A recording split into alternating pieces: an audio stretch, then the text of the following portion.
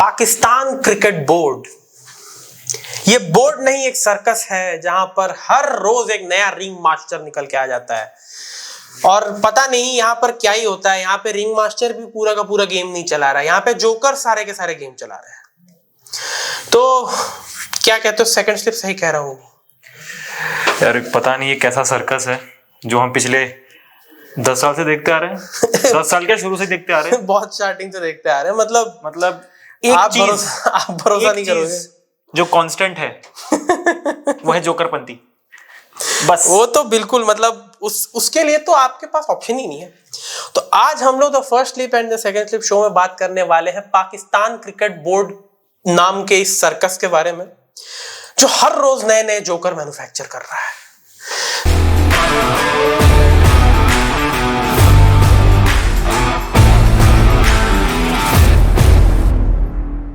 Hello guys, मैं हूं आपका होस्ट और दोस्त मयंक। आप देख रहे हो क्रिकेट स्टूडियो अड्डा। अगर आप चैनल पर नए आए हो तो प्लीज सब्सक्राइब करके बेल आइकन दबा देना। This is the first slip and the second slip show. तो चलिए भाई शुरू करते हैं। अब देखिए क्या है कि पाकिस्तान क्रिकेट बोर्ड ने तो कमाल ही कर रखा है। अभी सबसे बड़ी खबर तो वहां से ये है कि बाबर आजम ने कप्तानी छोड़ दी। कितनी बार दूसरी बार, साल में दूसरी बार है ये। फिर 2023 के वर्ल्ड कप के बाद छोड़ी थी, अब फिर से छोड़ दी। इनको इतनी बार कैप्टन बना कौन रहा है? और मुझे पता नहीं, मुझे फर्क समझ में नहीं आता। मतलब Pakistan cricket board is just like Bihar की सरकार। खुद चीफ मिनिस्टर रिजाइन दे रहा है, फिर खुद से वही चीफ मिनिस्टर बन रहा है, फिर वो दोबारा रिजाइन दे रहा है। ये पता नहीं बिहार के पॉलिटिक्स पढ़ के आए पीसीबी वाले। थोड़ा लगा कि मैं बिहार का हूं, थोड़ा सा लग गया। मैं खुद भी हूं यार, लेकिन पॉलिटिक्स वहां की मजाक है। तो देखिए बात तो वही है कि बाबर आजम ने भी कप्तानी छोड़ी। अब भाई 3 नाम है कि कौन कौन कप्तान बन सकते हैं। MR16, अरे MR16 या तो विन है या तो डैश या तो विन है या तो उनको भी नहीं पता क्या है। फिर शादाब खान है हमारे पास, जो कि पाकिस्तान को लीड कर भी चुके हैं। He was the youngest captain. 22 साल की उम्र में उन्होंने पाकिस्तान को एक मैच में लीड किया था। और तीसरे ऑप्शन है हमारे पास the sofa boy Shaheen Shah Afridi. कौन से बॉय? Sofa boy. आपने वो फोटो नहीं देखी सोफा वाली? Sofa boy. The sofa boy Shaheen Shah Afridi will be the third choice. और मुझे लगता है कि शाहीन शाह अफरीदी को प्रमोट किया जा भी सकता है, क्योंकि वो भाई शाहिद अफरीदी के दामाद है और पाकिस्तान क्रिकेट में नेपोटिज्म कोई छोटी बात नहीं है। इट्स लाइक एक ऐसे प्लेयर के दामाद जो 5 बार रिटायरमेंट ले चुका है। यस मुझे लग रहा है नीतीश कुमार ने शाहिद अफरीदी से प्रेरणा ली थी कि भाई देखो रिजिग्नेशन दे दो, उसके बाद फिर से आ जाओ। तो या तो बिहार की पॉलिटिक्स ने पाकिस्तान क्रिकेट बोर्ड का मॉड्यूल पढ़ रखा है, या तो पीसीबी ने बिहार सरकार का मॉड्यूल पढ़ रखा है। दोनों एक दूसरे के साथ चल रहे हैं बिल्कुल। तो यार देखो आज हम बात करने वाले हैं पीसीबी में क्या दिक्कत है। लाइक क्यों एक स्टेबल बोर्ड अभी तक नहीं बन पाई है, क्यों किसी भी चीज में इनकी स्टेबिलिटी नहीं होती, ना कप्तान में, ना प्लेयर्स में, ना कोच मैनेजमेंट में, ना ही इनके अपने मैनेजमेंट में, एडमिनिस्ट्रेशन में, कहीं नहीं। क्या हुआ क्या ऐसा कि पिछले 10 साल में एक 10 साल में क्या, शुरू से लेकर अभी तक जितने भी इनके चेयरमैन बने, किसी ने भी अपना टेन्योर कंप्लीट नहीं किया आज तक। मैं बड़ा इंटरेस्टिंग आपको बताता हूं इस बारे में। हाँ देखिए 2011 से बताऊंगा, ठीक है? आप सुन के हैरान रह जाओगे कि ये चल क्या रहा है, ये मतलब ये कहां से हो रहा है। देखिए सबसे पहले बात करते हैं 2011 में बने थे ज़का अशरफ। अभी हाल ही में यह नाम बड़ा चर्चित भी था, क्योंकि वर्ल्ड कप के समय, ओडीआई वर्ल्ड कप के समय यही थे। ज़का अशरफ सबसे पहली बार 2011 में बने थे चेयरमैन, और 2011 के अक्टूबर से लेके 2013 के मई तक वो थे। फिर नजम सेठी बने 2013 के जून से लेकर 2014 की जनवरी तक।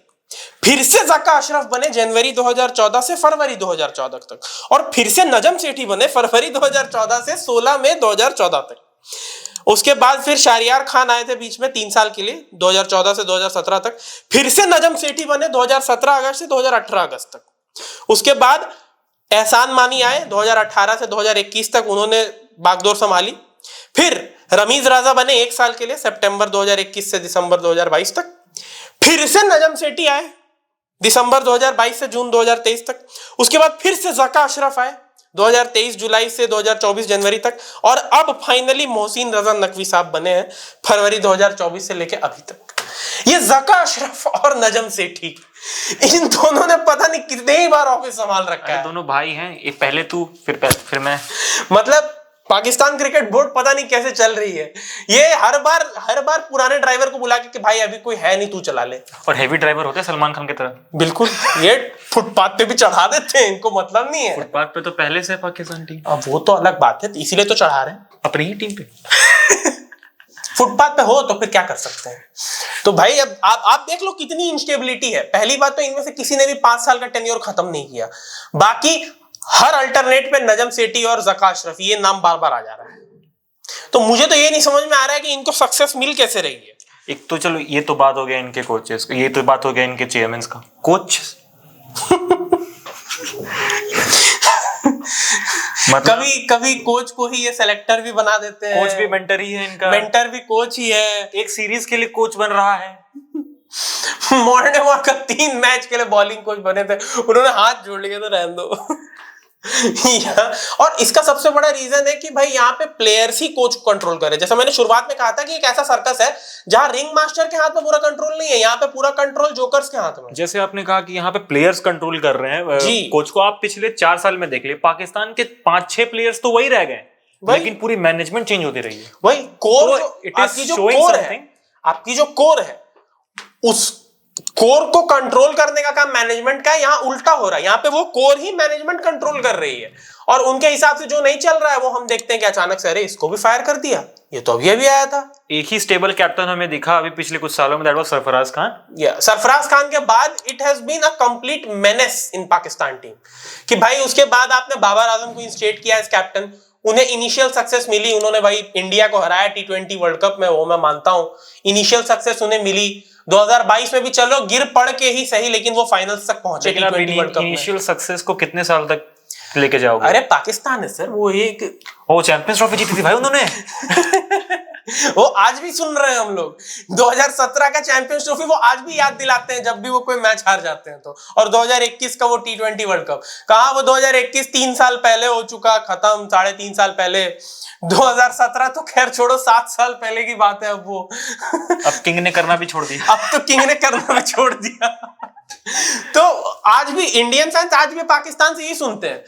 हम जब भी कोई जीत की बात करें, अरे आपको याद नहीं है 2017 में चैंपियंस ट्रॉफी में हमने आपका क्या हाल किया था, हमने 2021 में 10 विकेट से रहा था, वो क्या 152 फॉर 0, 152 फॉर 0, 152 फॉर 0।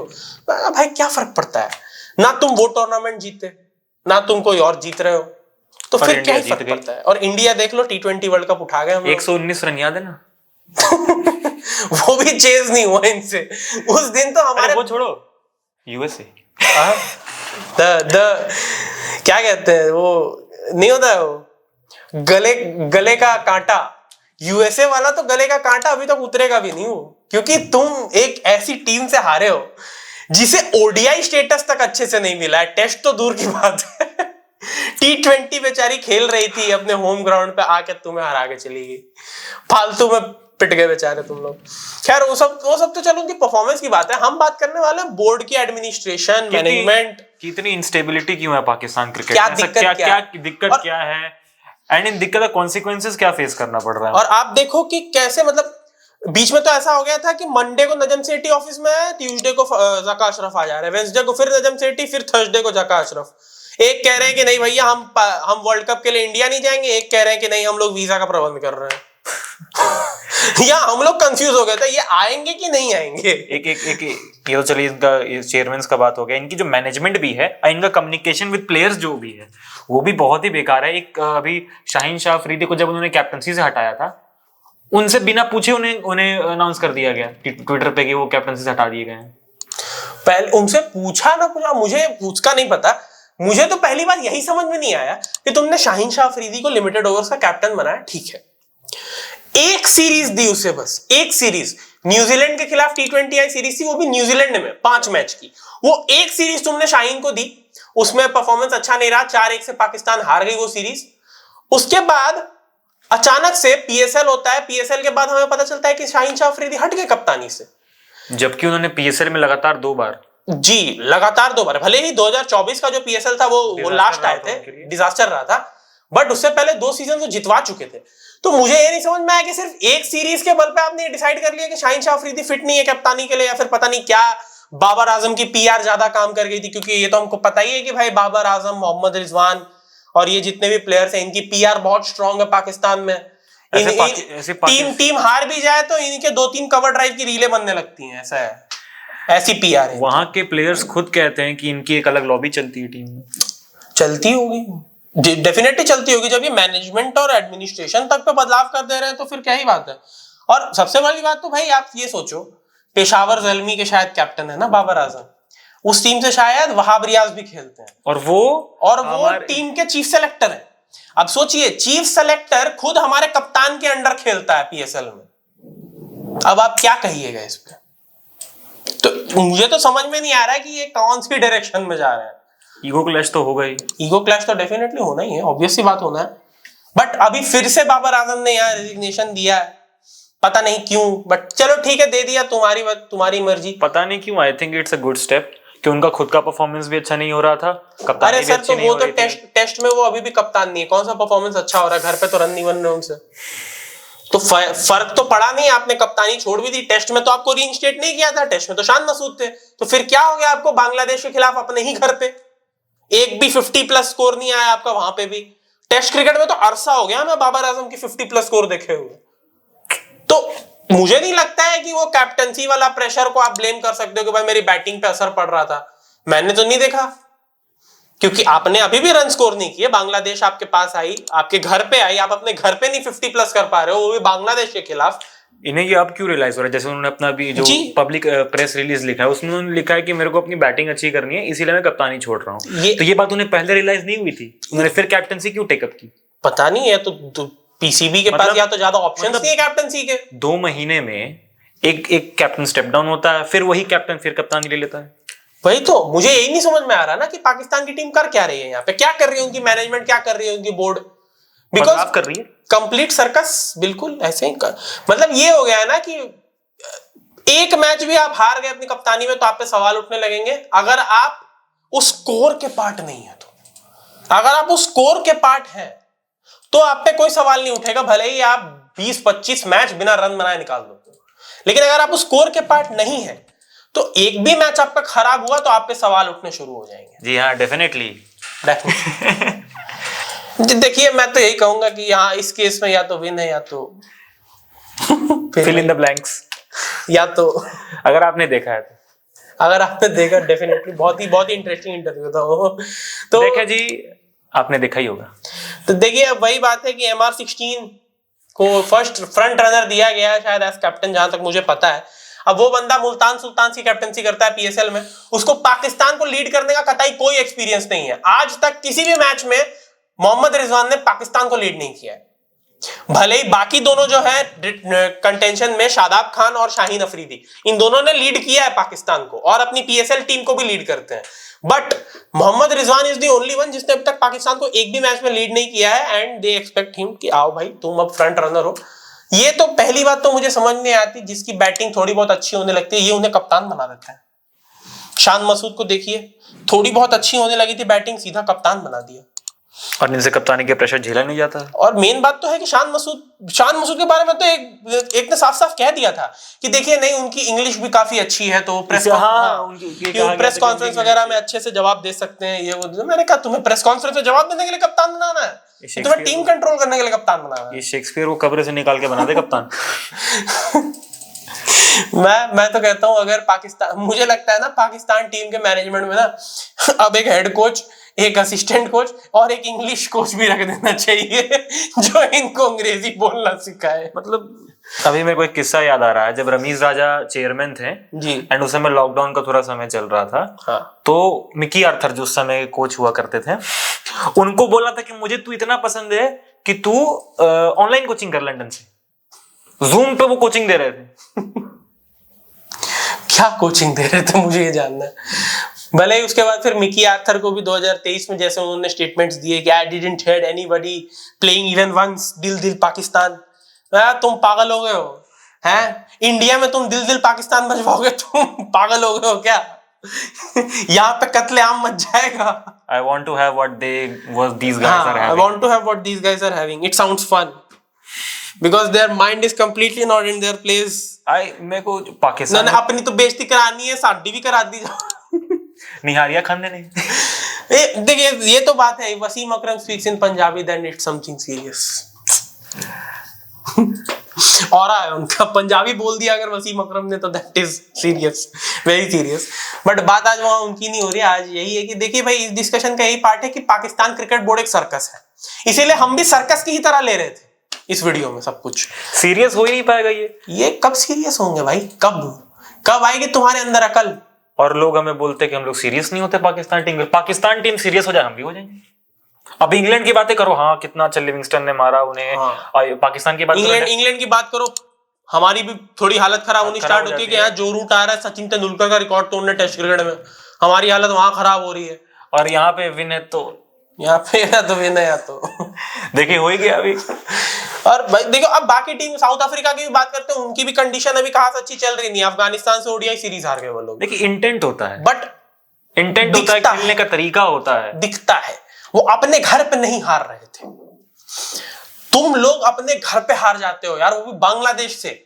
और अभी 3 टेस्ट के लिए आ रही है ना, इंग्लैंड की टीम आ रही है, उनको देना रावलपिंडी की रोड ट्रैक देना, तुम्हारे बैस बॉल से जो वो बेस सुझा देंगे ना, उसके बाद तब पता चलेगा तुम्हें। 700 रन लग जाते हैं उनके यहाँ पे। जी बिल्कुल, क्योंकि बैस बॉल क्रिकेट के लिए ही बना है भाई रावलपिंडी का पिच। वहां कराओ, अब रावलपिंडी या कराची में जो फ्लैट ट्रैक बनाते हो, हाईवे ट्रैक, वो बनाओ, फिर देखो कैसे आता है बेन डकेट आएगा तुम्हारी बेस सुझाने के लिए अपने बैस बॉल को लेके। इनका कोई प्लान तो एग्जीक्यूट होता नहीं है। रमीज राजा आए थे, he wanted to put dropping pitches, उन्हें ड्रॉपिंग पिचेस लगा, आधा पे छोड़ दिया कि पैसे ज्यादा लग रहे हैं, प्रोजेक्ट को रोक दिया बीच में ही। अब देखिए अब नजम सेठी आए, सारे स्टेडियम तोड़वा के दोबारा बनवा रहे हैं। सॉरी, मोहसिन नकवी आए हैं, स्टेडियम तोड़वा के दोबारा बनवा रहे हैं। मोहसिन नकवी सीरियस लगते हैं मेरे को, क्योंकि अभी वो गैरी कर्स्टन एंड गिलिस्पी ने कहा था कि फिटनेस करवाओ, हमें फिट प्लेयर्स चाहिए। तो साफ साफ कह दिया पीसीबी ने कि भैया आप अगर फिट नहीं हो तो सेंट्रल कॉन्ट्रैक्ट से बाहर हो जाओगे। एंड पर्सनली मेरे को अच्छा लगा ये सुन के जी कि कहीं तो ये लोग पॉजिटिव डायरेक्शन में जा रहे हैं। एंड अब देखते हैं अगर ये होता है कि नहीं। अगर होता है तो कौन कौन से प्लेयर्स रहते हैं और कौन कौन। मुझे क्यों लग रहा है बाबर आजम ने इसीलिए कप्तानी छोड़ी है कि कहीं फिटनेस टेस्ट में वो बाहर होकर ना बाहर निकल जाए। इससे बेटर है पहले ही भाई कप्तानी छोड़ के निकल जाओ। उनको लग रहा फिर भी होगा बट फिर तब ज्यादा कप्तान चला गया, कप्तानी फिटनेस टेस्ट पास नहीं कर रहा आपका, तो इसीलिए शायद हो सकता है कि बाबर आजम ने कहा कि भाई देखो बेइज्जती ज्यादा हो, इससे पहले ही अपन फिटनेस टेस्ट से पहले अपन चाहिए कि ये हो एकदम ऑब्जेक्टिव तरीके से हो। जैसे इंडिया में खैर मैं एक चीज कहना चाहूंगा, मुझे लगता है कि पाकिस्तान के सबसे फिट क्रिकेटर जो है वो तो डेफिनेटली फिटनेस टेस्ट पास करते हुए मुझे नजर आ रहे हैं। The great, the legendary Azam Khan. Oh my God, what a fitness that guy has. मैं उनकी फिटनेस की मिसालें देता हूं जब मैं खा रहा होता हूं। यार वो ऐसे मत बोलो यार, वो भी पाकिस्तान टीम की मिलिट्री ट्रेनिंग करके आए हैं। कौन सी? वो मिलिट्री ट्रेनिंग थी पत्थर उठा के ले जाने वाली। तो भाई पता नहीं इनके अंदर सीरियसनेस कब बिल्ड होगी। और ऑब्वियस सी बात है भाई, अब फिटनेस वगैरह की बात तो चलो वो एक पॉजिटिव डायरेक्शन है। मुझे मोहसिन नकवी एक्चुअली काफी सीरियस लग भी रहे हैं और काफी सेंसिबल भी लग रहे हैं। मैंने उनको कभी नहीं देखा कि भाई नहीं हम अगर पाकिस्तान इंडियन टीम नहीं आएगी तो हम भी जाना छोड़ देंगे, ये वो दिस दैट। उन्होंने कभी ऐसी स्टेटमेंट नहीं दी। एंड वो एक्चुअली करना चाहते हैं पाकिस्तान में क्रिकेट को बेटर, तभी स्टेडियम्स वगैरह भी तोड़वा के दोबारा बनवा रहे हैं, इतना काम वाम वो कर रहे हैं। इनफैक्ट अभी हाल ही में इन लोगों ने क्या चैंपियंस कप कुछ अपना होस्ट किया था, डोमेस्टिक टाइप का टूर्नामेंट। वहां पर भी हमने काफी नए नए प्लेयर्स को देखा उभर कर आते हुए। हालांकि रीलें तो फिर भी बाबर आजम के कवर ड्राइव पे बन रही थी, बट फिर भी हमने काफी अच्छे अच्छे प्लेयर्स को देखा। साइम अयूब को हमने कैप्टनसी करते देखी भाई, एक नए प्लेयर। और साइम अयूब ने 150 रन मारे अपनी कैप्टनसी डेब्यू में। तो अच्छे अच्छे प्लेयर्स आपके लिए निकल के आ रहे हैं ऐसे ही। अब ऑब्वियस ही बात है, एक ही कोर रखे रहोगे, उसके अराउंड ही टीम बिल्ड करते रहोगे तो कब जीतोगे। ये चीज ने इंडिया को भी डुबा दिया था एक समय। अगर लॉबी जहां भी खेमा जहां भी बनेगा एक टीम के अंदर, वो टीम को डुबाता ही है। एंड मैं चाहता हूं जो अभी उनका फिटनेस टेस्ट वाला है वो इंडिया की तरह ही इंप्लीमेंट हो। चाहे तुम कितने भी बड़े प्लेयर हो, रायना एंड युवराज ने कंप्लीट नहीं कर पाया था तो उन्हें टीम से निकाल दिया गया था। हाँ। तो चाहता हूँ सेम चीज वहां भी हो। अगर पूरी की पूरी टीम निकालना पड़ गया तो निकालो, because they are not fit. बिल्कुल बिल्कुल, देख के लगता है कि वो फिट नहीं है, देख के ही लगता है कि वो फिट नहीं है। तो भाई वही बात है। और जहां तक इंडिया की बात है, जब वो खेमा वेमा बनने लगा था उन सबको पता है, लेकिन अब आप देखिए इंडियन टीम को, कप्तान साहब सबको साथ ही लेके चलते हैं, पर्सनल माइलस्टोन पे कोई तवज्जो नहीं है, कोई तवज्जो नहीं। अब देखिए बांग्लादेश वाला टेस्ट मैच जो हुआ दूसरा, भाई पहले बॉल से छक्का, किसी को फर्क नहीं पड़ रहा था हमारी 50 हो रही है कि नहीं हो रही है, हमारे 100 हो रहे हैं कि नहीं हो रहे हैं, तोड़ दो। चाहे 1 से लेके 11 के 11 प्लस 30 रन बनाए। हाँ, वो ये मेंटालिटी जिस दिन पाकिस्तान में आ गई उस दिन हो सकता है पाकिस्तान एक वर्ल्ड क्लास टीम बन जाए और बड़े बड़े टीम्स को अब compete करना स्टार्ट कर। दे हैव टैलेंट, हमें पता है उनके पास टैलेंट है, जहां से इंजमामुल हक निकल सकते हैं, शाहिद अफरीदी निकल सकते हैं, मोहम्मद यूसुफ निकल सकते हैं, टैलेंट कैसे नहीं है वहां पे। बिल्कुल, आपको बस खोजने की जरूरत है, उसको आपको खोजने की जरूरत है, तलाशने की जरूरत है, उनको अपॉर्चुनिटी देने की जरूरत है। अभी वहां पे डिपार्टमेंट क्रिकेट होती थी, डिपार्टमेंट क्रिकेट से बहुत लोगों का रोजगार चलता था, बिल्कुल, वो भी बंद कर दिया रमीज राजा ने। खैर अब उसके बारे में क्या ही बोलेंगे, खैर वो तो छोड़िए। बट यही है आज की डिस्कशन, मैं इसी पर समाप्त करूंगा कि पाकिस्तान क्रिकेट बोर्ड को एक क्रिकेट बोर्ड की तरह काम करना चाहिए, एक सर्कस की तरह नहीं। और जब तक वो ऐसे ही अपने चेयरमैन को आगे पीछे करते रहेंगे, अपने कप्तानों को आगे पीछे करते रहेंगे, अपनी मैनेजमेंट को आगे पीछे करते रहेंगे, तब तक इस बोर्ड का कुछ नहीं हो सकता, ना ही इस टीम का कुछ हो सकता है। I want them to do well, हाँ, बट इंडिया से हार जाए। अब वो तो चलो पर्सनल नहीं होते हैं, बट कोई बात नहीं। तो ठीक है, ये था आज का हमारा first slip and second slip show. अगर आपको पसंद आया तो लाइक और शेयर कर दीजिए और चैनल को सब्सक्राइब कर दीजिए। मैं मिलता हूं अगले वीडियो में, तब तक के लिए बाय बाय, और बेल आइकन को जरूर दबाएं।